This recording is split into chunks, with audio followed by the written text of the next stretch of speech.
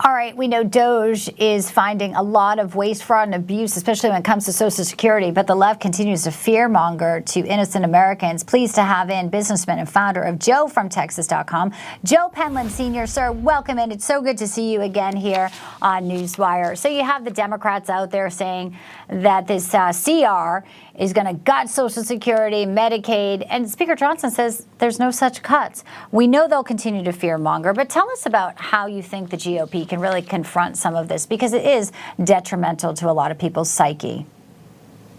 Well, I'd like to see the president get a commission together like Ronald Reagan did in '81 to go ahead and reform Social Security. It's going to need an overhaul. We've outgrown it. There's no two ways about it.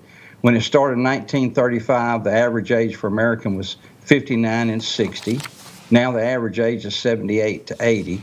So we've got a lot of catching up to do. Also, we had 160 people paying in for every person joined Social Security. Now we've got 2.4 paying in. But we can reform it. That's all we have to do. We can take a chapter out of Reagan's book.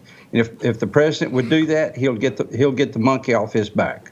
What do you think about the messaging and Elon Trump? He seems to be doing great work. Obviously, he's got a lot of other companies he could be working on. He's doing this for free. He doesn't want America to go bankrupt. But he's also a good punching bag for the left.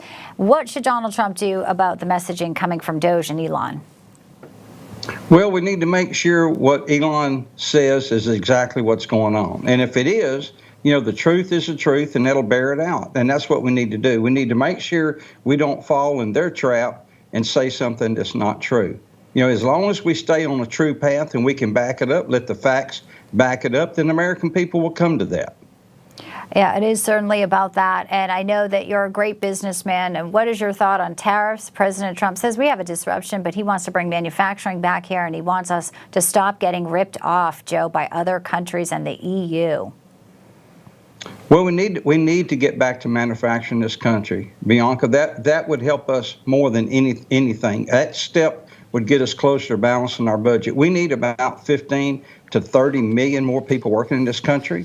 But if we get our manufacturing up, we're going to have to reform our immigration policy. There's people that's been in this country 15 to 30 years that came on work visas or student visas, overstayed it because they didn't want to go back to the hell that they came out of. And I can understand that. We live in the greatest country in the world. Those people are paying taxes, working hard, and abiding by all the laws. They haven't done anything criminal. They're not in that group that's come over the last 4 or 5 years. So we need to reform that. If we do that, then we can build our manufacturing base up.